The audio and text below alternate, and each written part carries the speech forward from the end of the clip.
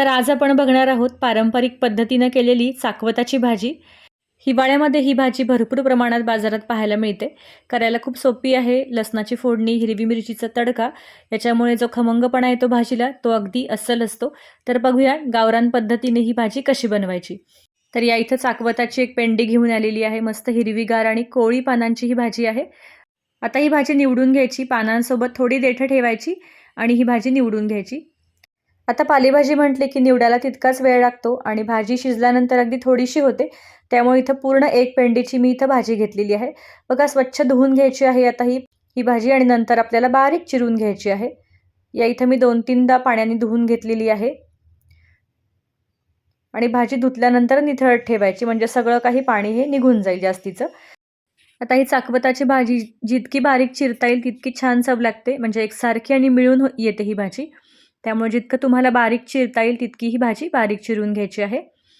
आता आपण एका मातीच्या मटक्यामध्ये हे शिजवणार आहोत, म्हणजे छान असा मातीचा फ्लेवरही भाजीला येईल.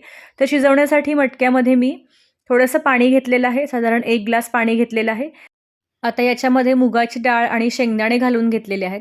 मुगाची डाळ भिजवलेली नाही आहे, डायरेक्ट स्वच्छ धुवून घेतलेली आहे आणि या भांड्यात घालून घेतलेली आहे. आता बारीक चिरलेली जी भाजी आहे ती पण याच्यामध्ये घालून घ्यायची आणि 10 मिनटं किंवा 15 मिनटं भाजी शिजेपर्यंत आणि डाळ शिजेपर्यंत शिजवून घ्यायचं. तुम्ही ही भाजी कुकरमध्ये किंवा भांड्यातही शिजवू शकता. कुकरमध्ये शिजवली तर पटकन शिजते, पण जास्त शिजवायची नाही, कारण पालेभाज्या या खूप जास्त शिजवल्या तर त्याच्यातले जीवनसत्व जे असतात ते नष्ट होऊन जातात. त्यामुळे खूप थोड्या वेळासाठी शिजवून घ्यायची. आता फोडणीत टाकण्यासाठी आपल्याला लसूण, हिरवी मिरची, जिरे घेतलेले आहेत. हे खलबत्त्यामध्ये वाटून घ्यायचे, म्हणजे छान स्वाद लागतो खलबत्त्याचाही. तुम्ही मिक्सरमध्ये सुद्धा वाटू शकता. आता हिरवी मिरचीचं प्रमाण तुम्ही कमी जास्त करू शकता आवडीनुसार. आता ही भाजी शिजलेली जी आहे ती 10 मिनिटं मी अशी झाकून ठेवली होती, म्हणजे अजून छान एकत्र होईल.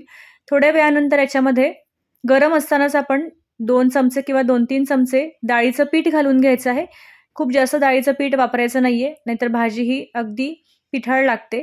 तर हे सगळं घातल्यानंतर गरम असतानाच ह्याच्यामध्ये हे मिक्स करून घ्यायचं आहे. डाळीचं पीठ भाजीमध्ये व्यवस्थित मिक्स होण्यासाठी आपण हे रवीनं किंवा असं विस्करनी एकसारखं करून घ्यायचं आहे आणि भाजीची कन्सिस्टन्सी तुम्ही चेक करू शकता. अगदी व्यवस्थित झालेली आहे भाजी, खूप जास्त घट्टही नाही आणि पातळही नाही. आता फोडणी करून घ्यायची आहे. फोडणीसाठी तेल गरम करून घ्यायचं आहे. 2 ते 3 चमचे तेल घेतलेलं आहे.